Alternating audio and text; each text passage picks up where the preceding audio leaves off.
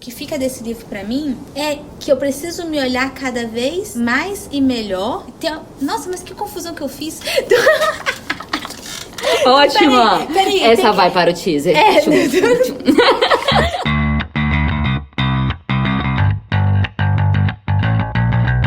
Dualidade, um bate-papo com resumo de livros que tratam sobre o desenvolvimento humano e as inquietações da vida moderna, com a jornalista Adriana Nicásio e a publicitária Júlia Scheibel.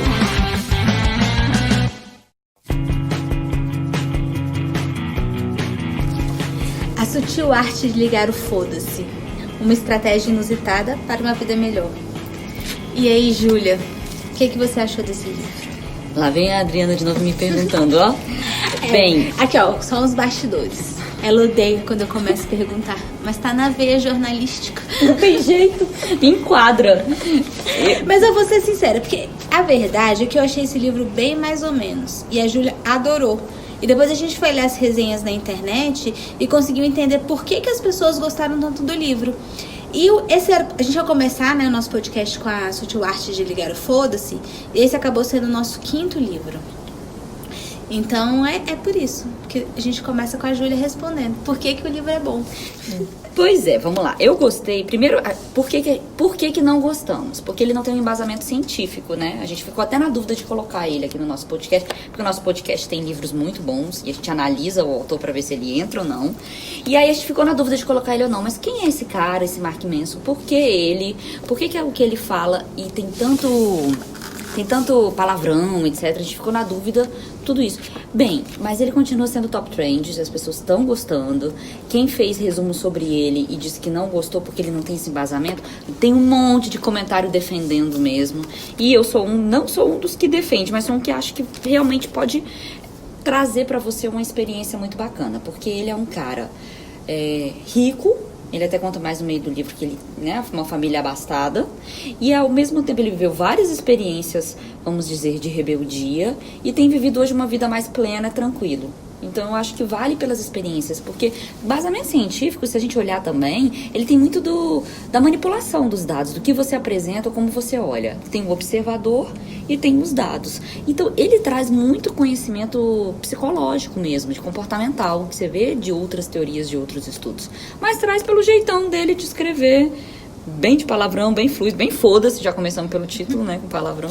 Então é por isso que eu gosto, eu acho que ele é meio escancarado.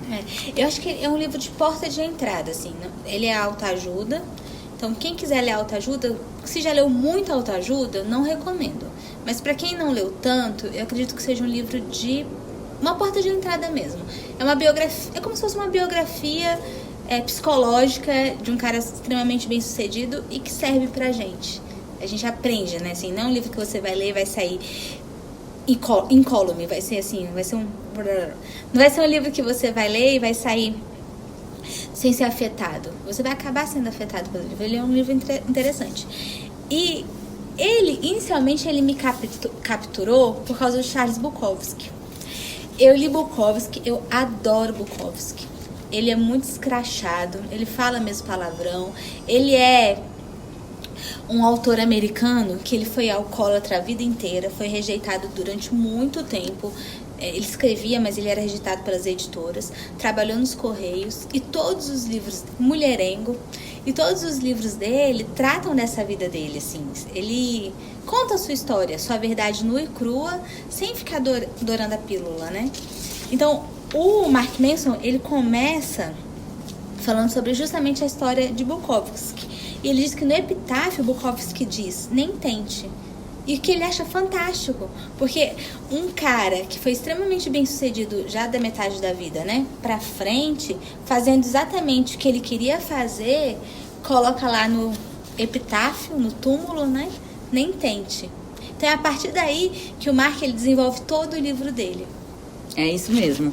O primeiro capítulo, que se chama Nem Tente, tem subtítulos, né? Que ele fala sobre a questão do ciclo vicioso infernal. Esse Nem Tente, ele fala mesmo que muitas vezes a gente quer ser o máximo. Ele até questiona muito isso, e isso lembra um pouco da sociedade do desempenho também, né? Que essa coisa de ser o máximo, ser o melhor, você tem que ter uma vida maravilhosa, fodástica, como ele diz. Ele fala muito palavrão, acho que a gente vai poder botar nesse podcast. Cagar pepitas de ouro, ele fala. Então, assim, você tem que ser tão maravilhoso que, gente, né, isso não é humano, né? Então, é muito legal que ele já começa assim, escrachando. Ele diz assim que o Bukowski, ele sabia que era um fracassado, aceitava o fato de ser fracassado e ele era extremamente honesto em relação a isso. Então, o livro todo, esse foda-se que ele propõe, não é você chutar o balde, na verdade, pra vida. É você ser extremamente consciente de quem você é e soltar e talvez ligar, né, esse foda-se para os retratos da sociedade, para as caixinhas da sociedade. Então, por isso que ele é um livro de autoajuda, porque todo instante, todo tempo, ele vai te dar algumas dicas de como você não se importar com o que você está se importando. Ele fala muito que o foda-se, na verdade, é para aquilo que não importa. E o que importa é aquilo, eu vou trazer Cortella, que é o que importa para dentro, que é importar. Então ele traz mesmo isso de não se importe com a visão do outro, do exibicionismo, do mundo consumista. Ele mostra o quanto que isso é fútil e superficial frente às importâncias do próprio ser, né? Então, perdão, pode continuar, fala. Não, desculpa. Não, tranquilo, vamos lá. E quando ele fala assim, mensagens positivas e felizes de autoajuda, eles focam no que nós não temos. Por quê? Porque se você não tem, você começa a focar no copo meio vazio, não no copo meio cheio. O copo meio vazio, ele te traz falhas e fracassos. E por que ter problemas é legal? É importante, né? Porque se cria problemas porque eles são bons para os negócios. Então, como eles são bons para os negócios, aí você pode vender antidepressivos, você pode vender um monte de livros de autoajuda, você pode vender um monte de coisas e itens e objetos que vão te saciar. Aí eu lembro da Lucilena Galvão, da Nova Acrópole, que ela diz isso, que às vezes você tem um buraco negro tão grande dentro de si, que você vai enfiando coisa material e você é insaciável. Então você pode consumir o tanto que for, que você jamais se sentirá pleno. Que às vezes o nosso problema ou é espiritual ou é psicológico. E ele fala muito dessa visão psicológica mesmo, né? De quanto que isso envolve o mundo moderno, esse exibicionismo, essa necessidade de consumo, de transar com muitas pessoas, de, enfim, ter uma família perfeita margarina. Então, assim, ele fala muito essa visão completa do tipo, você não vai conseguir conquistar tudo e ser feliz 100% do tempo. Aí ele até explica por quê. Ser feliz é um sentimento, é uma sensação. Ele vai até nesse lado da psicologia. Mas, seguindo o capítulo... o segredo para uma vida melhor não é precisar de mais coisas, é se importar com menos e apenas com o verdadeiro, imediato e importante. Então, isso talvez já comece a funilar um pouco, né? A gente começa a fazer agora escolhas. E aí ele fala do círculo vicioso infernal. Eu achei ótimo, porque isso é um processo de muitas pessoas ansiosas mesmo. Eu tô na merda, vou continuar na merda. Por exemplo, ele fala assim, é provável que você já tenha passado por isso algumas vezes. Talvez esteja nele agora mesmo. Nossa, eu entro no ciclo vicioso toda hora. Se eu me acho ruim, aí eu vou me sentindo pior, eu vou caindo ainda cada vez mais em processos emocionais e vou entrando numa redoma, né? Ele fala até que a pessoa assim, você não é especial desse jeito. Peraí, todo mundo tem problema, meu querido. Não pense que o seu problema é maior do que o do outro. Por isso que as pessoas consideram o Mark como se fosse um soco no estômago. Porque o tempo todo ele te chama pra realidade. E aí ele mostra que como nesse mundo de hoje, a gente tá sentindo uma merda e vai pras redes sociais. Lembra um pouco daquela questão do dilema também, do Porco Espinho. Aí eu fico lá olhando quanto a vida dos outros é maravilhosa, a minha é uma merda, eu continuo me sentindo mais merda ainda, eu vou chegando num ponto que... E antigamente, na época da lavoura, vamos dizer, dos vizinhos que moravam longe, eu tô me sentindo horrível, a vida é uma merda mesmo, deixa eu lá capinar. Deixa eu lá fazer o meu trabalho. Muitas pessoas até falam isso, né? Você tá com problema é porque você não tem uma louça pra lavar. Isso me lembrou um pouco essa frase que a gente fala. Se tivesse uma louça pra lavar, essa menina não tava fazendo esse drama. Então, a visão de olhar a vida do outro, da janela do outro, é o que ele fala, para com isso e volta pra si, né? Então, eu acho que ele olha muitas sombras também. Eu sempre falo de sombra. Ele chega lá também. Então, assim, qual que é a importância de você ligar o foda-se? É você aceitar o mundo, que o mundo é uma doideira, que o mundo vai ser assim, que o mundo sempre será. O negócio da depressão, do tanque de roupa pra lavar, da louça pra lavar... A gente vai se abster de tratar da questão enquanto doença, que precisa de terapia, que, né? A gente tá tratando do que o livro trata. Claro, não, pelo amor de Deus, não olhe pra esse olhar, a Júlia mandou não, de jeito nenhum. Então, seguindo, é que a gente fica buscando sempre ter experiências positivas, e nem sempre a gente só tem experiências positivas, vamos ter experiências negativas. E tá tudo bem. E tá tudo bem. E a conta da história que ele fala do ácido, que ele tomou um ácido. Cadê? Tá aqui. Você nunca... Ele fala... como na vez que eu tomei um ácido. Quanto mais eu andava em direção a uma casa, mais a casa se afastava. E sim, usei minhas alucinações de LSD para fazer uma consideração filosófica sobre a felicidade. Foda-se. Que ele diz que justamente a felicidade é essa, né? É a questão da utopia. Então, se a utopia é que você vai manter o ser humano andando, a felicidade do ponto de vista dele seria mais ou menos essa, né? Você nunca viverá verdadeiramente se estiver procurando o sentido da vida, né? Ele fala muito essa questão de pé no chão mesmo, né? De voltar para a realidade, né? Entre sonhos e desejos. Não que não os tenha, ele mesmo é um empreendedor, ele fala muito sobre essa questão, né? Também. Mas que a gente às vezes tem que sair um pouco dessa visão de especial, sair um pouco dessa visão de dor mesmo, e às vezes só deixar o Marco andar. Sabe uma coisa que eu fiquei pensando quando eu li esse livro? Que boa parte dos livros que a gente vê de desenvolvimento humano, de autoajuda, eles sempre trazem algo em comum, que tudo depende da visão que o ser humano tem dele mesmo. Então, o sucesso, o fracasso, as conquistas, os erros, os acertos, claro que você consegue observar seu olhar, todas essas conquistas que a gente tem, elas só são conquistas mesmo se a gente acredita que elas são conquistas. Porque se muitas vezes a gente fica olhando o que os outros pensam da gente e se deixa abater pelo que os outros nos dizem ou pelo que os outros pensam da gente, a gente passa a ter uma outra ideia do que nós somos. E quando isso acontece, a gente se desvaloriza ou se valoriza. Então, eu acredito que o que fica desse livro pra mim é que eu preciso me olhar cada vez mais e melhor e ter... Nossa, mas que confusão que eu fiz. Ótima! Peraí, essa vai para o teaser. Não, tem que cortar. Não, essa que vai para o teaser. Não, porque o que eu quero dizer é que todos esses livros que a gente lê, eles dizem o seguinte: tudo depende de como você se vê. Então, sim. Se você se vê pelos olhos do outro, você tá fudido, meu irmão. Porque é o outro que vai ditar como você vai agir. E se você se vê bem, apesar de todas as suas dificuldades, você vai conquistar aquilo que você quer. E tem um impulso vital. Tem, né? A pulsão vital, né? A pulsão vital. Do Cortella, que ele trata na questão da corrupção, a gente quer tratar na questão da vida mesmo. E se a gente consegue trabalhar a nossa mente, né? Nos reprogramarmos para começar a aceitar a vida como ela é, entendendo que nós vamos errar, nós não vamos acertar, mas que nós vamos seguir caminhando, a nossa chance de sucesso é muito maior. Porque a vida é uma escola, na verdade, é um aprendizado. Ela não é o recreio toda hora. Pelo contrário, o recreio só dura 20 minutos na escola. A Amanda tava falando isso, a Amanda tem 4 anos. Mamãe, por que durante a aula inteira eu só tenho um momento de brincadeira? Você tá melhor que eu, minha filha, porque eu trabalho 8 horas e não tenho momento nenhum. Por isso tem que gostar do seu trabalho, né?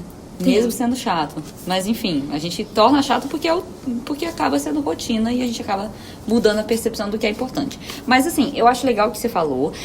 E aí que tá tantas dificuldades da vida. Por exemplo, quando você tem uma visão também maravilhosa de si mesmo, e você é o máximo, e peraí que você não tiver noção de realidade do outro, ou super homem, ou super mulher, ou eu tô na merda, eu sou mais especial que eu tô na merda, também continua sendo super. Então assim, a visão nossa com a visão do outro é o tempo todo. É essa troca o tempo todo. Mas a gente tem que modelar, né? E modelar é na troca também. Porque não tem como você, primeiro, se fechar totalmente do social, da percepção do outro sobre você e etc. E se você também não vai se conhecendo, ou se você também tem uma visão de você, é uma visão egocêntrica ou narcísica. Então, é uma troca o tempo todo, né? Aí, voltando pro livro, nessa parte do Nem Tente, ele fala da lei do esforço invertido. E isso é muito legal. Me lembrou quem? Me lembrou o livro das polaridades lá do Byung-Chul Han. Ah, sim. Porque ele fala a sociedade assim, do consumo. Sociedade do consumo. A sociedade do cansaço. Do cansaço. É porque consome mesmo. A sociedade do cansaço. E toda hora quando eu vou escrever o livro, o meu celular ele quer preencher, aí ele fala Sociedade do Cangaço. Eu falo quase é do cangaço mesmo. E aí ele diz da lei do esforço invertido, que ele não tem esse nome à toa. Ligar o foda-se funciona ao contrário. Se buscar o positivo, é negativo. Então, buscar o negativo gera o positivo. E aí ele vai, o sofrimento que você passa na academia, ele dá mais saúde e energia. Os erros que você comete no trabalho permite que você compreenda melhor e que é preciso ser bem sucedido. Paradoxalmente, é como se o incômodo você conseguisse ultrapassar e viver. Porque quando você quer superar o negativo, associando a dor, você não consegue. Você tem que trabalhar pelo invertido. Esse sofrimento é uma forma de sofrimento. Quando você sofre e fica ali, ele fala, né, isso. Evitar o sofrimento é uma forma de sofrimento. Então, para de evitar. Lei do esforço invertido. Eu achei interessantíssimo isso também. Negar o fracasso é fracassar. Então você tem que entrar naquilo, aceitar aquilo como é, que uma hora você vai conseguir sair. Dentro dessa questão biográfica, que ele diz assim, que foram os meus foda-se que fizeram toda a diferença, ele diz que se demitiu de um emprego na área de finanças depois de apenas 6 semanas para abrir uma empresa na internet, tem um lugar de honra no meu hall de fama. Não esquece que ele era rico. Eu já acho que para tomar uma atitude dessa, tem que ter um embasamento familiar atrás, aí nem que seja para suporte, então... Não, mas tem muita gente que resolve que quer trabalhar numa startup, larga o que vai fazer, tem gente que resolve que quer tocar numa banda de rock e vai ser feliz. Não precisa ser os Beatles, não precisa ser o Metallica, mas às vezes você tá tocando ali, fazendo shows regionais, você consegue sobreviver, pagar as contas.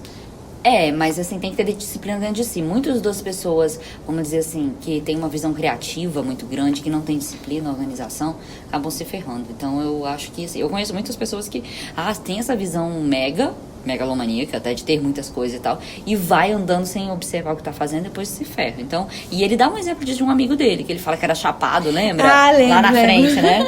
Mas enfim, seguindo do livro, então ele vai pela questão. Ele lembra o seguinte: você vai morrer um dia, preste atenção.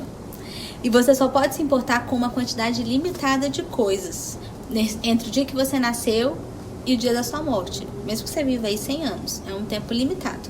Então, vamos escolher com aquilo que a gente vai se preocupar. Escolher o que é importante e o que não é, com base nos seus valores pessoais. Talvez essa seja a habilidade pessoal que mais vale o esforço. Então, ele diz assim, que se sentir confortável e feliz o tempo todo, como se tudo tivesse a obrigação de ser exatamente do jeito que você quer, é uma doença e vai te comer vivo. É verdade. Porque não existe como você estar alegre e feliz o tempo todo, né? Não. E ele diz o seguinte, que só tem um nome para as pessoas que não sentem nem veem o significado de nada. Os psicopatas. É quem não sente, porque na verdade consegue seguir fazendo mal, manipulando, sem pensar nas consequências dos seus atos. Ou porque isso não dói mesmo, simplesmente não sente, né? Essa questão dos psicopatas é muito legal, porque tem um livro chamado Mentes Perigosas, da Ana Beatriz, que trata sobre o tema. É maravilhoso esse livro, eu super recomendo, mas... enfim, é o que ele diz. Você não quer, com as dores da sua vida, se tornar uma pessoa assim. Porque o psicopata, ele se torna assim muitas vezes por um trauma, né? Por um trauma da infância, etc. O livro fala disso. Então, é como pegar e ligar o foda-se no seu sofrimento ou na sua dor, também para que você consiga lidar e voltar a ter os seus sentimentos de emoção, de amorosidade, de sentimentos. Porque o psicopata não tem isso. Ele simplesmente não tem. Quimicamente, ele não tem. Ele simplesmente não sente. Então é isso. Então vamos sentir, mas não vamos sofrer. Como é que é? Não tem como. Sofra, porque a lei do fosse invertido. Se você não quiser sofrer, não tem como. Então, se eu quiser meu abdômen chapado, eu tenho que malhar. Aí ele fala disso também, das pessoas que buscam cada um os seus objetivos. Não tem como você buscar todos ao mesmo tempo. Se você conversar com um cara extremamente malhado, você vai ver que as ideias não são lá muito... Paulo Vieira deve estar se remexendo. E ele não tá se mexendo no caixão, porque ele tá bem vivinho, tá ouvindo isso. Tá. Mas assim, o tempo que você gasta pra cada coisa que você vive é um tempo que você se dedica. Se você se dedicar, por exemplo, ao corpo 100%, como ser ginasta, não vai ter muito tempo pra leitura. Se você gasta muito tempo com a leitura, so sorry, seu abdômen não vai ser chapado. Mas não significa que você não possa viver tudo com vários sentidos, porque somos multi, temos uma percepção de vida, até a vida nos exige isso, família, casa, trabalho, a gente aqui 2 mulheres fazendo tudo isso. Então assim, a meu ver um pouquinho de cada, daquilo que te importa, sabendo analisar o que é, o que não é, e vai se aprender a analisar baseado nas experiências. Isso que é importante, a gente não pode fugir das experiências. A gente tem que viver. E a vida, ela é um exercício diário. Você precisa o tempo todo estar atento com a sua própria vida. Porque às vezes a pessoa, ela quer, deixa a vida me levar, dá até pra colocar a música do Zeca Pagodinho. Aí, ó, já viu. Deixa a vida me levar. E aí você deixa a vida te levar, mas se a vida te levar, é que nem uma folha ao vento. Ela vai, sobe, desce, cai no meio da rua, o carro vem e te atropela. Então, você não pode deixar a vida te levar, você precisa ter consciência do que é viver. É difícil, mas só assim a gente vai conseguir aquilo que a gente tanto deseja, que é um pouco de tranquilidade. Porque, na verdade, a gente deixa de ser parasita. E ele fala sobre isso. Eu lembrei do Gigovati também demais. Ele fala que os Amiga, você tá tão culta, citando todos os livros que a gente leu. É, porque vai lembrando. Gente, eu juro que a minha memória não lembra quando eu termino de ler um livro. Mas depois do podcast, ela melhorou consideravelmente. Como dizem, aprender a ensinar pro outro, né? Ainda que eu não esteja, o outro seja o mesmo. Não, tô outro mega sou feliz. Eu, tô aqui aprendendo não, contigo. Tamo junto. E o que Gigovati disse? Então, Gigovati fala que os tímidos, na verdade, eles têm dentro de si uma... É como uma prepotência. Eles se acham melhores do que os outros. Por que eu vou ter social? Porque se eu sou mais inteligente, eu vou me relacionar. Bater papo com aquilo ali? Pra quê? Pra que eu vou bater papo ali com uma turminha? Porque eles não têm mais aqui acrescentar do que eu. É uma... Além de vaidade, é uma prepotência. E ele fala isso um pouco do livro. Nesse primeiro capítulo ainda ele fala, né? Pessoas indiferentes são fracas e medrosas. Então me lembrou Gigovati aí também. Ele diz assim, Mark Manson, num determinado momento, ele cita assim, poxa, você tá quase se fudendo pra tudo, que são as pessoas olhando pro Mark Manson. Na verdade, não. Pelo contrário, ele não está nem aí para os obstáculos que o separam de seus objetivos. Então, essa é a pegadinha. Então, não é tô me fudendo pra tudo. Quem lê esse livro achar que vai ligar o foda-se pra ter sucesso, não é isso. Você vai ligar o foda-se para aquilo que vai te atrapalhar chegar onde você quer. E ele faz você ligar pra você mesmo. Porque quando você começa a ler o livro, você pensa, poxa, tô sofrendo aqui, deixa eu ler esse livro aqui pra dar uma ligada no foda-se na minha dor. Não, ele vai te falar, olha, pega essa dor aí como aprendizado, é você que tá vivendo ela não é maior do que a dos outros. E vamos nessa, né? Pegue isso aí como impulso. E se você ficar aí de mimimi, de choro, querido, você tá só atrapalhando, você vai ser mais um parasita na vida. Mas a gente não nasceu com o botão do foda-se ligado, que é uma coisa que ele diz. Na verdade, nós nascemos com o botão funcionando ao contrário. A gente se importa com tudo. E ele cita a história de uma criança se descabelando porque o tênis é do tom errado que ela queria. Ela queria um azul anil e ela recebeu um azul lá mais escuro. E eu fiquei pensando que às vezes muito da nossa sensação de se importar com tudo vem de uma certa imaturidade. Porque até saber com que se importar exige de nós uma maturidade. Porque são questão de escolhas. Porque a rejeição, ela é natural. Ela vai fazer parte da sua vida. A partir do momento que você se expõe, você vai ser rejeitado. Porque ele fala, não tem como você não ter a diversidade. Se você quer que todo mundo goste de você, você já tá com uma dificuldade aí, pessoal. E se você, ao mesmo tempo, tá na arena da vida, não tem como. Pra fazer escolha, você tem que ter uma diversidade, né? Então, se a criança ela se importa com tudo, pro jovem, tudo é empolgante e absurdamente significativo. A gente não tá tratando dos jovens que são mais aquela parte mais deprimida, mas um jovem mais entusiasmado. Eu acredito que ele tenha falado sobre isso. Então, de repente a gente começa a notar que grande parte das coisas não interfere em nada na nossa vida. Quando a gente começa a envelhecer. Então, se tem muita coisa que você se importava, à medida que você vai envelhecendo, você percebe que não deveria ter se importado tanto. Isso vem com a maturidade.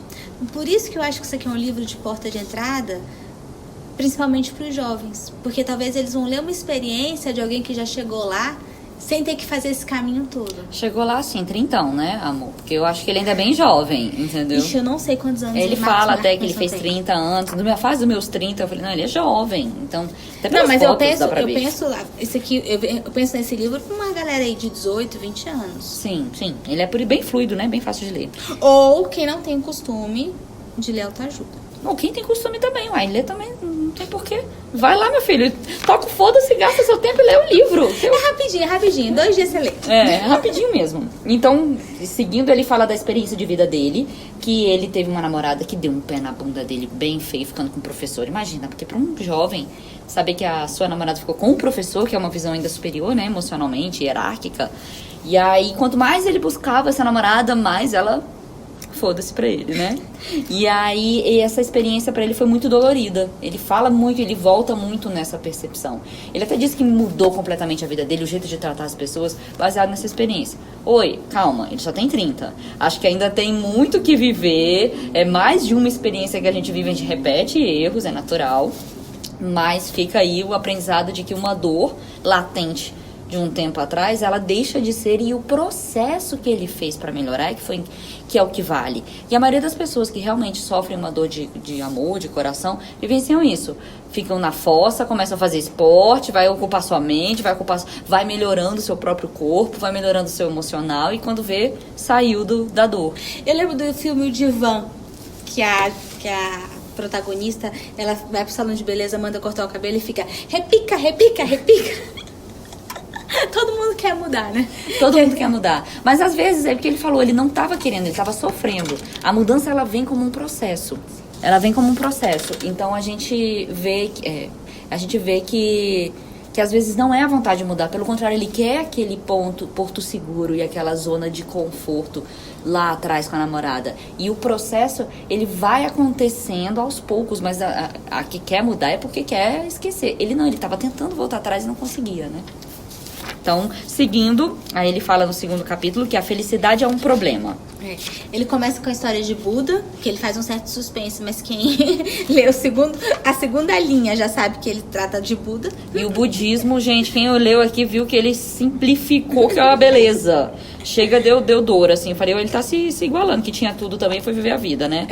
Então ele diz o seguinte, que Buda percebeu que a gente tem que tentar resistir à dor e à perda, pois elas são inevitáveis. Ele diz que o Buda percebeu que as pessoas estando junto, elas sofrem. As pessoas estando sozinhas, elas sofrem. Porque Buda vive aquela experiência, né? De ficar em jejum, depois do comer. E ele vai observando que em todo o processo da vida, a vida é dor. Então, que a gente consiga lidar com a vida nessa impermanência, vivenciando a dor, mas não, né, desejando ela, olhando pra ela. O que eu achei bem legal, que ele faz uma crítica à felicidade, como se a felicidade fosse algorítmica. Como se você conseguisse X para ser feliz, como se você tivesse uma aparência Y para ser feliz, como se fosse uma pessoa Z para ser feliz. E é basicamente isso às vezes que a gente se impõe. A gente se impõe determinadas metas. Quando eu alcançar, quando eu conquistar, eu vou ser. E não é assim, né? Felicidade não é 2 e 2 são 4. E a felicidade, na verdade, quando a gente vai buscando entender isso, que é um caminhar, a gente vai ficando feliz por ter problemas pequenos. E ele fala essa referência. Analise o tamanho dos seus problemas, porque se os problemas são grandes, provavelmente você não está vivendo feliz internamente. Por quê? Porque ter problemas pequenos e conseguir resolvê-los é que traz a felicidade. A vida é uma constante problema. Vai vir outro. Não pense que parou aí, não. Enquanto tá vivo, você tá aprendendo. Pois é. Mas, hoje mesmo... A gente está falando agora em maio, né? Maio de 2019. Aqui no Distrito Federal, uma mulher foi assassinada pelo companheiro. Da Secretaria de Educação. Da Secretaria de Educação. Foi lá e deu não sei quantos tiros nela. E eu abrindo o UOL, no dia de hoje, uma mulher ficou tetraplégica, porque apanhou, a mãe de 4 filhos, 30 e poucos anos, apanhou até dizer chega, pegaram ela semi-morta. E aí você fica olhando assim, gente, a sua vida, com suas dificuldades, não chega nem perto dessas mulheres que têm que fugir dos seus próprios companheiros. Pessoas que elas amaram, que em algum momento elas tiveram afeição. E hoje elas estão lutando para se desvencilhar disso e não conseguem. A ponto deles virem e tirarem sua própria vida, né? Então a gente vive numa sociedade tão complicada, você vê um monte de gente morrendo, um monte de gente passando fome, um monte de gente passando frio, dificuldades materiais enormes, você tem um monte de gente sofrendo depressão, você tem uma insegurança gigantesca, tem pessoas sofrendo por causa da corrupção, né? É como se a gente vivesse num estado de guerrilha o tempo todo. E acho que isso liga na gente aquele botão de alerta e a gente passa o tempo todo alerta. Então, talvez ligar o foda-se também tem esse aspecto de conseguir viver independente de tanta dificuldade que a gente vê na sociedade. Porque isso nos deprime também, né? Muito, muito. E o que você falou, assim, foi um emaranhado, vai ser difícil a gente até ir trabalhando esse seu pensamento, porque o que você falou das mulheres, do feminicídio que vivencia hoje, que a gente vivencia, e sempre vivenciou, na verdade, a gente está tendo mais matéria sobre isso, é uma relação tóxica, né? Que começa-se por uma insegurança da mulher de cortar essa relação, e do homem também, que vê a mulher objetificada, ou mesmo a falta de honestidade das relações, ela é um problema enorme. E quando você consegue sair, ou já buscou sair, como mulheres como essa, existe uma codependência emocional muito grande. Então tem um processo psicológico muito forte, muito grande aí. A corrupção, o que você falou agora das dores e da fome, etc.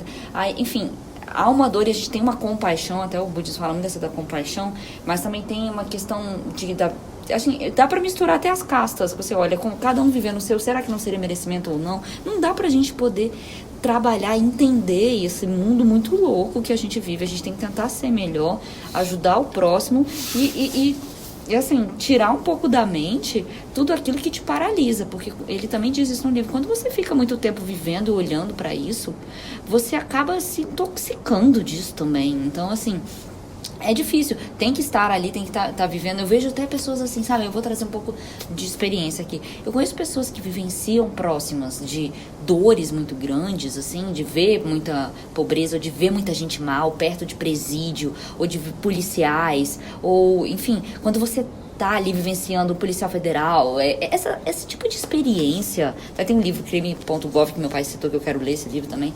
Mas quando você tá muito no meio de você tá olhando, quando o tempo todo o seu olhar é pra maldade do ser humano, você se anestesia um pouco da beleza da vida, entende? Isso. Agora você me lembrou, vou citar Gicovati. Na parte de mudar, que foi o livro que nós fizemos anteriormente, ele diz que você, quando você estiver mudando, nesse processo de mudança, você precisa buscar bons livros, buscar bons filmes, boas músicas, boas influências, até para você poder dar uma relaxada e conseguir respirar, porque tá complicado. Por isso que eu acho que as crianças, elas também têm que ser um pouco protegidas, até para manter essa visão bonita da vida. Tanto é que eu te falei que psicopatas às vezes vêm de um trauma de infância muito forte, entende? Mas seguindo, vamos lá. Aí ele fala do panda da desilusão, né? Que a gente só lembrou do Kung Fu Panda, né? Foi. O panda da desilusão, na verdade, é uma brincadeira que ele fala assim, joga a verdade na cara. Você consegue aguentar essa verdade? Vou te dar essa verdade bem fofinha, tipo, entendeu? Vamos dizer, os Teletubbies, assim, e sai. Então, é uma brincadeira do tipo, tenta enxergar aí a dor, tenta enxergar a verdade na sua nua e crua, né? Que ele diz que sofrer é biologicamente útil. O sofrimento é agente preferido da natureza porque ela inspira mudanças. Então, a evolução nos faz viver constantemente com certo grau de insatisfação e insegurança, porque é a criatura levemente insatisfeita e insegura que faz o máximo para inovar e sobreviver. E aí, seguindo, ele fala que felicidade está em resolver problemas, né? Então, como eu falei, que bom que você tem problemas menores, porque na verdade a vida é resolver problema, entendeu? E aí, seguindo a felicidade, ele fala um pouco da duas formas de você não ser feliz, que é a negação e a vitimização. Negar o problema não adianta, e se vitimizar também não. E vai para até que ele falou interessante também sobre a questão da euforia. Muitas vezes a gente acha que a felicidade, isso às vezes é uma compulsão mental da gente de querer estar sempre feliz. E que isso muitas vezes não é, isso é uma pura compulsão, né? É um puro objetivo, quase que uma drogatização, né? do sentimento. E aí ele fala que sentimentos não são tudo isso, seguindo, que é isso mesmo que ele falou. Sentimento, não considere sentimentos importantes tanto assim, eles ssão meramente... eu não sei, porque a gente também tem a questão do amor, a gente tem a questão de outros sentimentos que elevam.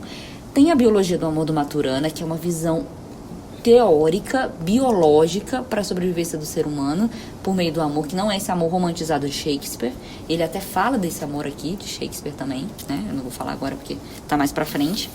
Mas, enfim, que sentimentos, na verdade, têm que ser analisados pela sua mente e colocados dentro de um parâmetro, né? E aí fala, qual a dor que você quer na vida? Pelo que você está disposto a lutar? Então, eu acho que de todo o livro, essa foi a parte que eu achei mais interessante. Porque ele diz assim, isso tá bem no iniciozinho, ali pela página 44, que quero ser feliz, ter uma família maravilhosa, um emprego de que eu gosto, uma casa com piscina, né? Assim, a gente tem os que a gente quer. todo mundo quer. E querer é fácil. Mas qual que é a dor que você quer para poder suportar isso? Porque casar não é fácil, né? Casamento não é simples. Você tem que abrir mão de um monte de coisa. Tem toda uma turbulência emocional no casamento que, se você não tiver sabedoria, você não aguenta. E tem outros que você não deve nem aguentar. Quando já vem pro assédio moral, já vem pro desrespeito, né? Então, mas qual que é a dor que você tá a fim de ter pra ter o que você quer, de suportar? Então, no caso da dieta, você quer ficar magrinho, você tá a fim de abrir mão da sobremesa? Então, assim, você quer ganhar muito dinheiro, você tá a fim de abrir mão de horas de sono? Você quer ter um mestrado, você tá a fim de perder sábado e domingo estudando? Perder não, né? Usar seu sábado e domingo pra estudar? Perder a sociabilidade, sociável, é isso mesmo. Porque, na verdade, como ele falou, não tem como você ter barriga tanquinho ou você ter conhecimento sem você fazer aquilo com um músculo, né? Então, tem um trabalho aí que não é muito vangloriado nas redes sociais. Tá, e aí no próximo capítulo a gente vai pra Você não é especial. Hello, você não é especial. Toca na cara que se falar que você é especial o tempo todo, se liga. Não é, você não é especial. Então, ele dá o exemplo do Jimmy, que é esse amigo dele, que tem uma autoestima altíssima, elevada. E aí, que muitas vezes a visão dele era muito parasita, né? Que ele não tinha autonomia financeira, etc. Então, vale aí também essa parte do capítulo que fala sobre isso. E aí, seguindo... É porque ele disse que o Jimmy, ele se sentia fodão o tempo todo. Como ele se sentia fodão o tempo todo, as pessoas acreditavam no que ele acreditava. E assim, ele vivia às custas dos outros. Tem várias situações dessas. Lembra de um cara que viveu, que passou pelas revistas caras? Tem até um filme dele, numa capa, num avião, que ele fingiu que era uma pessoa importante, foi vivendo a vida... Que era o filho, que ele fingia que ele era filho do Constantino, da Gol. Sim, lembra? E ele dava carona pros artistas em avião. Ele conseguiu um avião pra poder levar os artistas. Por isso que eu acredito fielmente que nós somos fruto e produto do que nós acreditamos que nós somos. Porque se você acreditar que você que você acreditar que você pode, a sociedade embarca com você. Mas mas também tem armas de persuasão aí, né? E aí tem que ver até onde você vai usar essa manipulação pro bem ou pro mal. Então, espera aí, com a sua consciência, né? Então, assim, por isso que eu falo que é uma troca. Tem que existir uma troca entre o social e você, porque senão você fica um louco no meio da sociedade e vai se tornando todo mundo, né?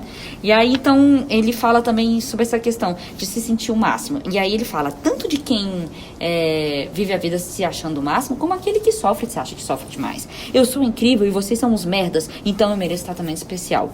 Eu sou um merda e vocês são os incríveis, então eu mereço tratamento especial também, né? Então, vale aí. Você tem que estar na média. Não, pra não se usurpar os outros em cima da sua situação, né? Que ele diz o seguinte, que a maioria das pessoas ela é medíocre na metade das coisas que faz. Então, mesmo que você seja excepcional numa área, você provavelmente vai ser medíocre em outra.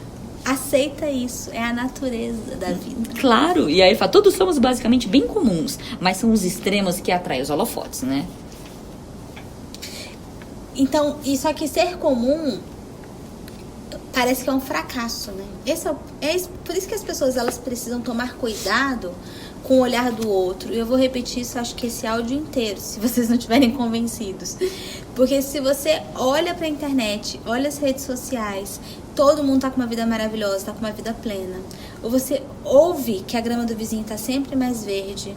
Porque as pessoas também querem contar vantagens. Eu ainda vou entender que mecanismo é esse de vaidade, que o meu sucesso, ele é melhor quanto maior for o fracasso do outro. Porque existe, né, dentro da nossa sociedade, existe dentro da psicologia, da sociedade, do indivíduo isso, né?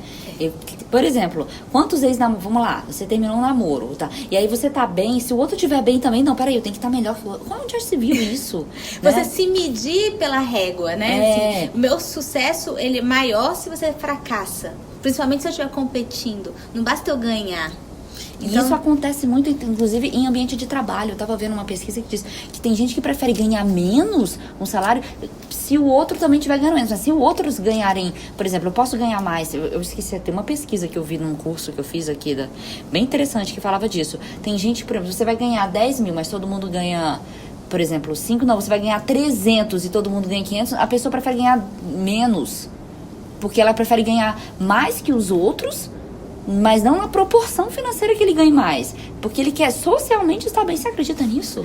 Não, então, eu acredito, mas eu não consigo entender o que acontece na cabeça das pessoas. Que pra ela tá bem, o outro tem que tá mal. Porque não basta eu estar bem. E se eu estiver bem, o outro estiver bem, mas se eu estiver um pouquinho melhor que eu já não me sinto mais bem. É o vampirismo, né? Total que é o vampirismo. Isso. Então, assim, a questão do comum, que ele diz que o comum se tornou um novo padrão de fracasso. Então a gente tem que tomar cuidado com isso. Porque o comum é super comum. Vamos lá, tô triste, vou lá fazer lavoura. É comum. Vamos lá, é comum. E aí, seguindo, ele fala também dessa questão do... como paro de sofrer? Pelo que eu estou sofrendo, qual o propósito? Por isso que eu digo que é uma questão de você não vai conseguir ligar o foda-se totalmente, né? Não tem como. Para o seu sofrimento, ele pega o seu sofrimento e vamos analisar e vamos, bola pra frente, né?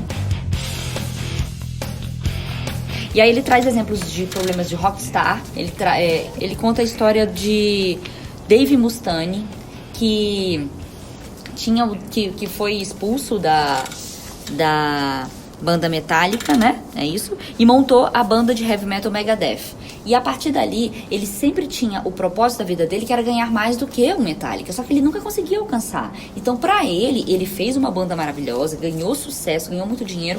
Só que a proporção dele de felicidade, ou o objetivo dele, o propósito dele, que era sempre ganhar o Metallica, do qual ele foi expulso, ele não conseguia chegar. Então, pra ele teve uma entrevista que ele falou que a vida dele foi uma merda. Mesmo ele tendo sucesso, vamos dizer, quem não sonhou em ser um rockstar dos jovens de hoje, né? Então, ele fala assim, o guitarrista passou a trabalhar como se possuído por um demônio musical.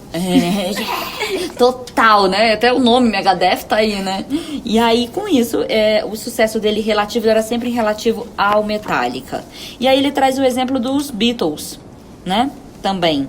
Que, no caso, eu não lembro o nome que foi expulso dos Beatles, porque era o mais bonito, era o Brian Epstein. Isso, ele foi meses depois, apenas 3 dias antes de começar a gravação do primeiro disco dos Beatles. Brian Epstein finalmente chamou o Pete para conversar. Não, Brian Epstein chamou o Pete, era Pete que era... Pete Best. E ele era mais bonito e tal, tanto que era o rosto que as meninas mais queriam e tal, então ele fazia mais sucesso. E né, enfim, na banda. Só que ele foi expulso e ele sofreu muito, ele caiu numa depressão fortíssima. Conta que ele... começou a beber, entrou numa depressão fortíssima, ficou mais de 5 anos num sofrimento.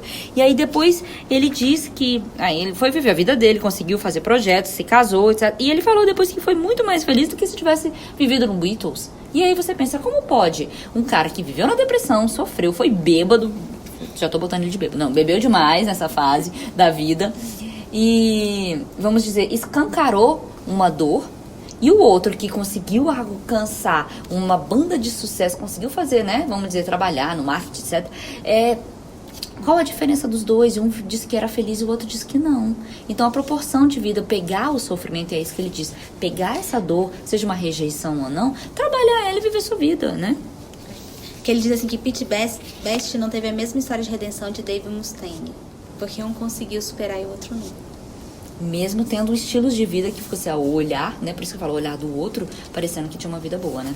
Então tá, seguindo aí, ele... Só dentro da verborragia dele, valores escrotos. Prazer, sucesso material, estar sempre certo, otimismo implacável. Tudo isso. Ele considera que isso vai te levar pro fundo do poço. E aí ele também lembra, que eu me lembrei do Gigovati, é isso. Quando nos forçamos a ser otimistas o tempo todo, negamos as existências dos problemas. E quando negamos nossos problemas, nos privamos da chance de resolvê-los, de criar felicidade. Os problemas geram uma sensação de propósito e dão substância à vida. Por isso, evitá-los é o mesmo que levar a uma existência sem sentido. Ele fala também dessa relação dos generosos e dos e dos egoístas. Eu achei... Ele fala de várias coisas. Esse cara, ele só não tem a substância do texto baseado na psiquiatria, mas ele tem inteligência. De Kovács, ele queria acabar com os generosos. Eu não entrei nessa discussão lá atrás, no último podcast, porque eu não considero generosas pessoas vaidosas.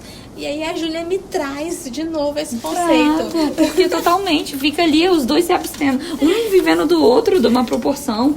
Mas enfim, vamos lá. E ele traz esse modelo de como não ser assim também. Ele fala como cada um tendo a sua individualidade, cada um conseguindo processar, cada um vivendo a sua... Não botando nas costas do outro o que você tem que resolver da sua vida. Não, isso eu concordo plenamente. E vamos pro capítulo 5. Vamos. Você está sempre fazendo escolhas. Então, seja responsável por você mesmo, né? Lembra do poder da ação?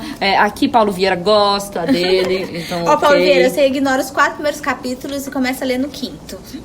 E aí é uma questão de honestidade, de aceitação, ele fala, né? O tempo todo somos responsáveis pelos atos, por atos dos quais não temos culpa. É a vida. Ele faz essa referência entre culpa e responsabilidade. E sugere até, culpa é passado, responsabilidade é o agora. A culpa, ela é estéril. A culpa, ela não cria nada. Por isso que é importantíssimo a gente pensar no que cria. O que cria é responsabilidade. Então, se somos responsáveis, podemos mudar, podemos alterar. Não nos sentir culpados o tempo todo. Por isso ele diz, às vezes eu tenho uma doença, você não é responsável por ela, você não é culpada por ela, dependendo se você for genética, etc. Mas você é responsável de como lidar com ela. Mas pra dizer que ele não cita nenhum filósofo, ele cita o tio Ben do Homem-Aranha. Com grandes poderes vem grandes responsabilidades. E aí ele fala assim, vamos brincar de trocar? Então, em vez de vir com grandes responsabilidades, vem grandes poderes. Por quê? Porque a partir do momento que você se responsabiliza pelo seu estado atual, é que você começa a ter poder sobre si mesmo ou do ambiente e começa a fazer a mudança. O mundo muda quando eu mudo, né? Isso. Não sei quem foi que disse, mas é bem legal. Não sei, que fofo. Ai, Júlia, eu peguei da propaganda da Universidade Católica. Fica aí, tchim. Não é por Porque Brasília, tchim. O mundo muda quando você muda. Matricule-se. Não, isso... Seguindo, aí, vamos lá, próximo capítulo é você está errado em tudo, eu também. Aí você fala, caramba, gastei um tempão nesse livro, agora eu vou pegar uma parte que ele diz isso. Porque ele fala, 500 anos atrás, os cartógrafos acreditavam que a Califórnia era uma ilha. E daí ele começa... Esse livro é interessante por causa disso, porque todos os capítulos, ele traz uma historinha. Então ele não sai falando também do que ele pensou. Ele põe muito o que ele pensa, mas tem uma certa pesquisa, né? Uhum. Ele fala, boa parte da vida dele que ele passou em relação a ele mesmo, os outros, sociedade, ao universo, ele se modificou a forma de ver, de pensar. E tá tudo bem, né? E a certeza, ela é inimiga do crescimento. Dentro desse capítulo, isso foi uma das coisas que me chamou a atenção. E lembro do Mindset. É um dos livros que a gente vai fazer mais pra frente. O Mindset justamente fala isso. Quem tem um Mindset fixo e Mindset de crescimento. Então, dentro do Mindset de crescimento é isso. A certeza, ela é inimiga do crescimento. Se você sabe tudo, por que você vai aprender? Por que você vai avançar? E você se torna uma pessoa medíocre, né? Quem sabe tudo não termina a vida sabendo tudo. Termina uma vida medíocre. E quando a gente aceita que o que a gente pensa hoje pode ser diferente lá na frente, ou o que eu tô vivendo pode ser diferente... Por quê? Porque eu parei pra pensar, nossa, a pessoa que eu era no passado e a pessoa que eu sou hoje, o que eu fazia no passado, a minha rotina do passado e a minha rotina de hoje, elas são distintas. E elas só são diferentes porque eu tô me modificando. E se eu não me modificar e ficar igual daqui 5 anos, 6 anos, eu vou olhar e falar, cara, eu sou a mesma pessoa. O que eu mudei? O mundo tá... Eu tô só envelhecendo e tá acabando? Não. Então, assim, para eu parar de ter certezas e aceitar que eu sou uma nova pessoa, sempre sou uma nova pessoa, é porque eu comecei a pensar diferente. Ou eu disse que aquilo era um jeito e hoje é outro. A verdade é que o tempo vai passar, né? Você vai fazer 40 anos, a vida vai chegar, a idade vai chegar. E o que você fez nesse meio do caminho? De que forma que você aproveitou ou não, desperdiçou ou não, protelou ou não, procrastinou ou não. Porque no final é a gente com a gente mesmo, né? Isso, que aí é o que ele fala, arquitetos de nossas próprias crenças. Que aí ele tem todo um subcapítulo para falar sobre isso.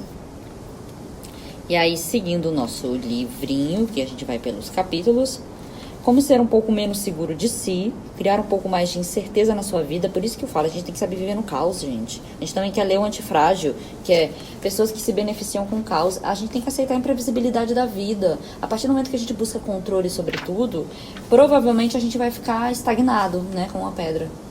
Então a gente tem que saber viver no caos. Fracassar é seguir em frente. E ele diz assim: estou falando sério quando eu digo que tive sorte. Terminei a faculdade em 2007, logo antes do colapso financeiro e da recessão, e tentei ingressar no pior mercado de trabalho dos últimos 80 anos até o momento. Parênteses.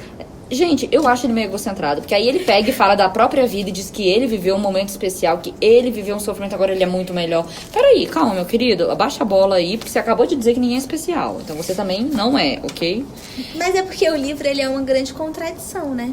Porque o foda-se que ele diz não é foda-se pra nada. Se é o foda-se é pros seus obstáculos.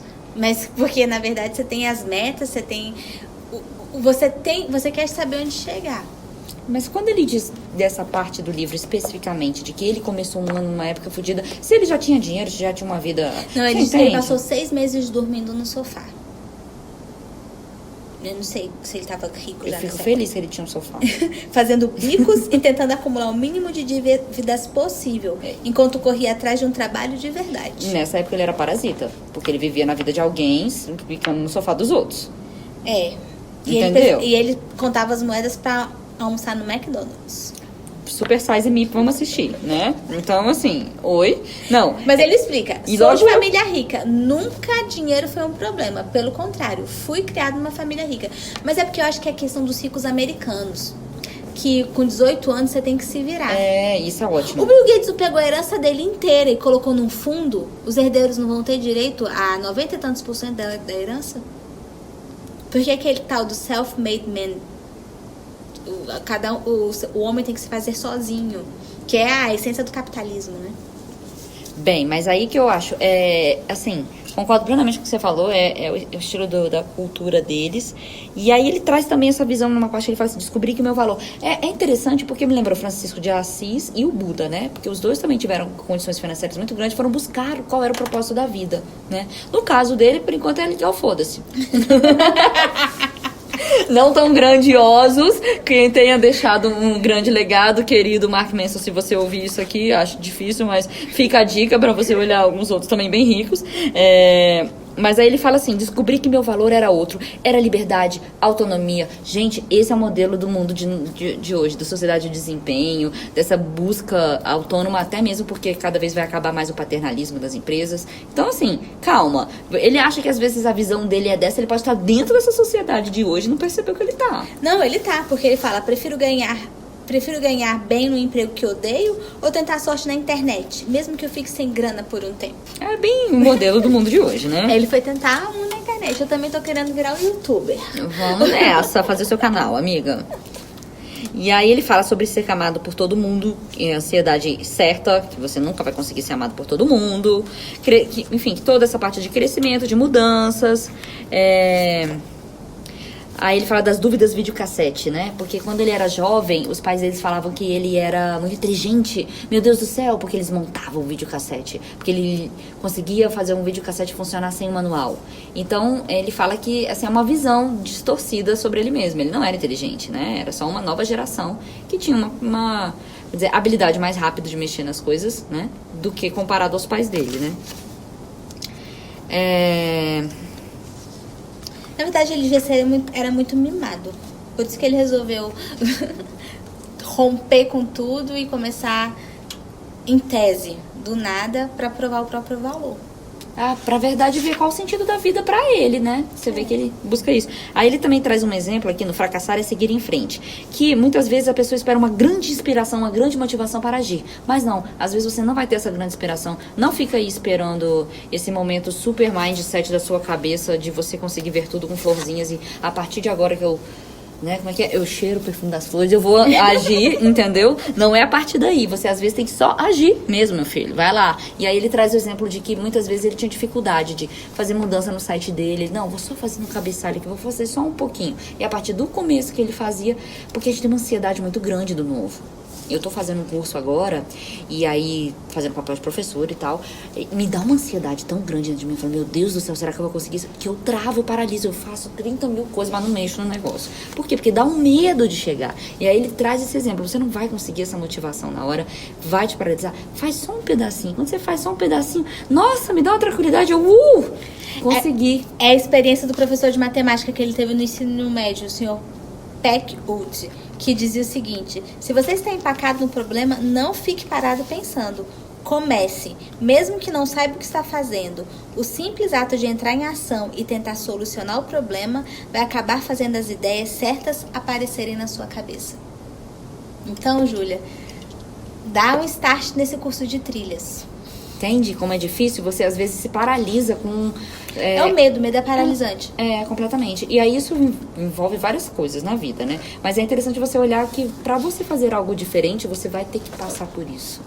Então tudo, se inspirar, um relacionamento que você não gosta, o jeito de lidar com seu filho, a forma como você, sei lá, vivencia a sua casa, tudo. Se for paralisante, ele diz assim, é ali que você tem que resolver, né?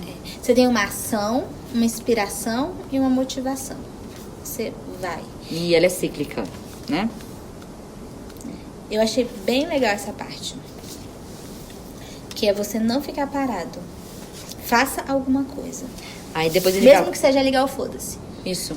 Aí ele diz aqui a importância de dizer não. Como é importante dizer não também. Esse é o capítulo 8. Uhum. Qual o nome do capítulo? Fale aí, que eu não lembro. A importância de dizer não. Eu já tava no sério. Que era o fracassar, seguir em frente. O dizer o não, pra você saber fazer as suas escolhas. Porque quem não rejeita nada, na verdade, tá aceitando tudo e não tá sendo nada. Tá sendo extremamente superficial e vazio, né? Porque você precisa filtrar. Uhum. E aí ele dá o exemplo dessa questão do Gigovati, que ela vai me matar aqui, mas eu vou falar de novo do generoso e do egoísta. E aí ele fala que definir limites são importantes. Aí um exemplo de dizer não. Por exemplo, pessoas arrogantes que culpam os outros pelos sentimentos ruins e pelo que fazem de errado, agem assim por acreditar que o papel de vítima vai, em algum momento, atrair alguém para salvá-las. E assim elas receberão o amor que sempre desejaram. Pessoas arrogantes que assumem a culpa pelo que o outro sente de ruim e que o outro faz de errado, agem assim por acreditar que vão consertar e vão salvar o outro. Então ele chama de salvar o generoso, né? Aqui no texto. E aí, seguindo, como construir a sua confiança. Então... Não, ele fala um pouco da Rússia. Sim. Porque quando ele foi pra Rússia, ele foi tomar um café com uma garota. Ela disse que tudo que ele tinha dito era idiotice. E aí ele ficou chocado. Porque, como ela disse que era idiotice, mas sem alterar a voz, sem mexer, assim, sem mostrar facialmente algum desgosto, né? Simplesmente que ele era um idiota. Não que ele era um idiota, mas que o que ele tinha dito era uma idiotice. Gente, eu acabei de bater o joelho na mesa. Desculpa o barulho do áudio. Afinal de contas, no Ocidente, esse tipo de franqueza é considerado altamente ofensivo. Que é uma coisa que ele olha, né? E aí, no caso, ele fala que interessante essa questão da Rússia, porque por que eles vivenciam isso? Pela honestidade, é uma honestidade, eles valorizam a honestidade. Mas é um país tão corrupto. Opa, não sei se eu posso falar do sul, melhor não cortar, né? Não, fala, manda ver, uai. Não sei se algum russo vai ouvir, depois a gente vê lá nos downloads. Não vamos dizer que todo brasileiro é corrupto, porque a gente tem uma lava-jato em curso. Mas na Rússia você tem um índice de corrupção altíssimo. Muito parecido com o brasileiro. Ajudou?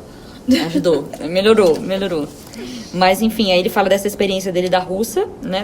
Da Rússia que ele viveu isso. E aí, seguindo, como construir... E aí foi a partir dessa experiência que ele disse que poder dizer o que eu pensava e sentia, sem medo de repercussão. Aceitar a rejeição era uma estranha forma de libertação. Tá vendo? Todo o livro é essa experiência pessoal dele. Né? Ele vai contando a partir das experiências pessoais como ele conseguiu vencer. Dentro dele, alguns modelos, né? Alguns paradigmas. Isso. E ele diz que a rejeição faz bem.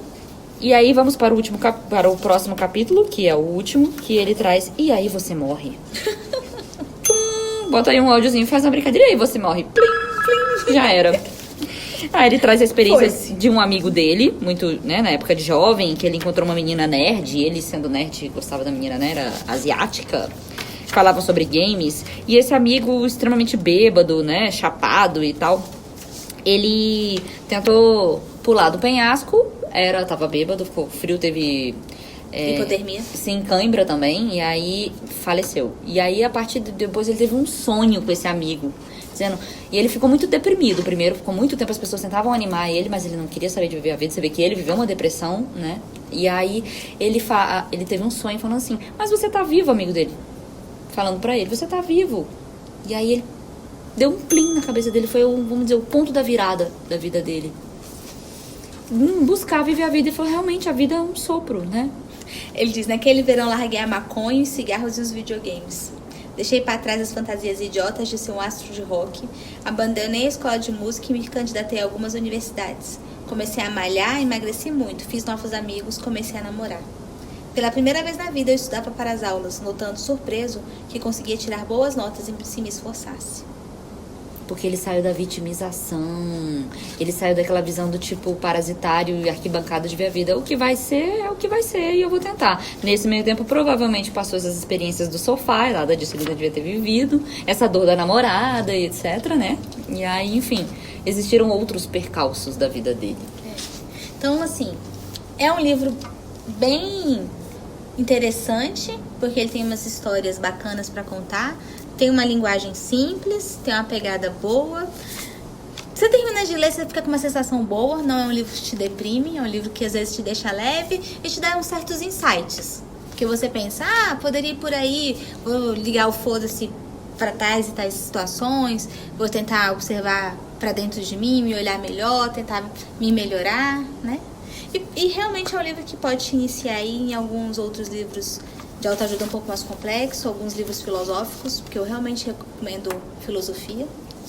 E eu acho que, assim, é um pé, vamos dizer assim, é um pé na porta para você começar a olhar que você tem que viver a sua vida. Vai sair da arquibancada ou do papel de vítima, se é isso que tá te fazendo sofrer. E ele fala, vamos viver, se você só vai morrer porque você tá vivendo. Então, se você quer realmente viver e não sobreviver, é uma possibilidade de você olhar a experiência do outro e buscar a sua.